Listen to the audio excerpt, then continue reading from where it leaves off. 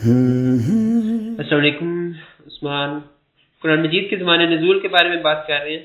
ابھی تک ہم لوگوں نے سورہ المعون سورہ نمبر 107 تک پڑھ لیا تھا. اس کے بعد ہے سورہ الکوثر سورہ نمبر 108. اس کے بارے میں مولانا مودودی لکھتے ہیں کہ سورہ کوثر کا پورا مضمون بجائے خود اس امر کی شہادت دیتا ہے کہ یہ مکہ معظمہ میں نازل ہوئی تھی اور اس زمانے میں نازل ہوئی تھی جب حضور صلی اللہ علیہ وسلم کو انتہائی دل شکن حالات سے سابقہ درپیش تھا.